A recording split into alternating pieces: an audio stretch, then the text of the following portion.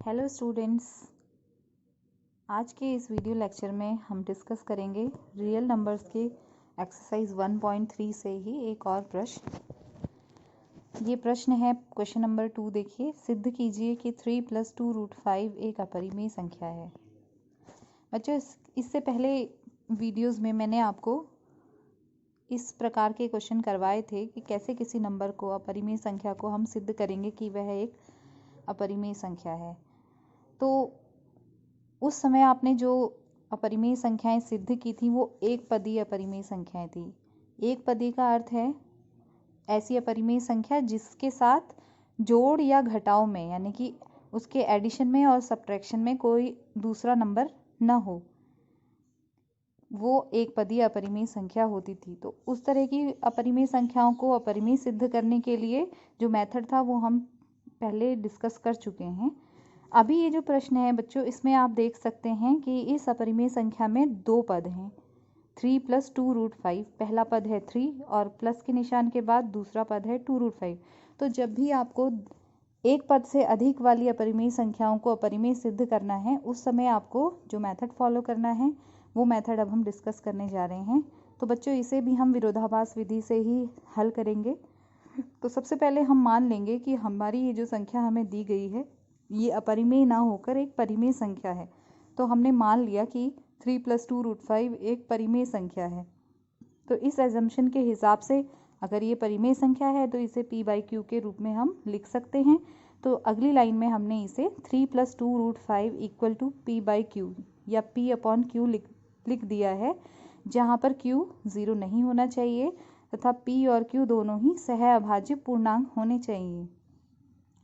तो बच्चों, जब हमारे पास एक पदीय संख्या थी उस समय पर हमें दोनों पक्षों का वर्ग करना था, लेकिन ये ध्यान दीजिएगा कि जिस समय पर हमारे पास दो पदीय अपरिमेय संख्याओं वाला प्रश्न आएगा उस समय हमें वर्ग करने की आवश्यकता नहीं है।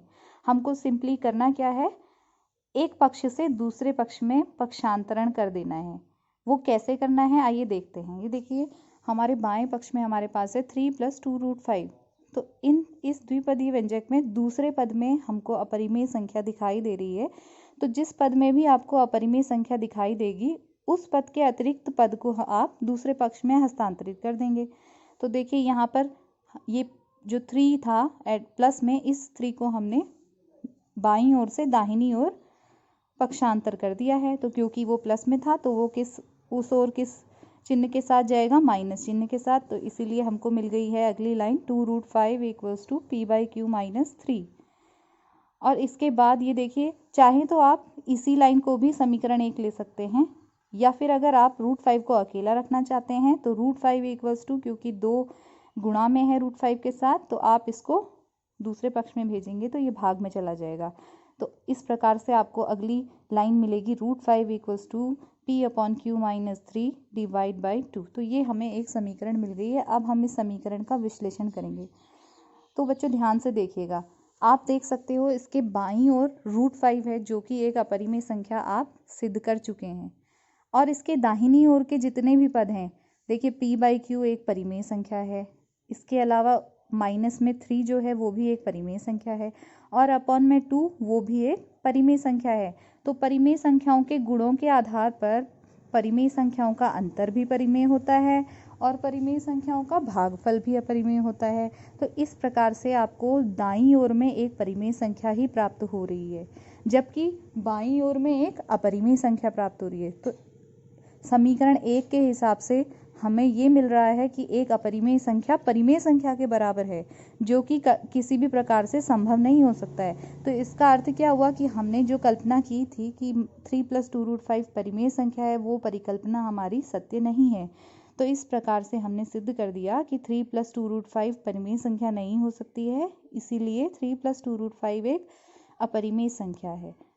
तो आप इससे संबंधित प्रश्नावली के आगे के प्रश्नों को हल कीजिएगा, और जो भी आपकी क्वेरीज हों, आपको कुछ पूछना है, कोई प्रॉब्लम सॉल्विंग में कुछ दिक्कत हो, तो वो आप मुझसे व्हाट्सएप द्वारा पूछ सकते हैं।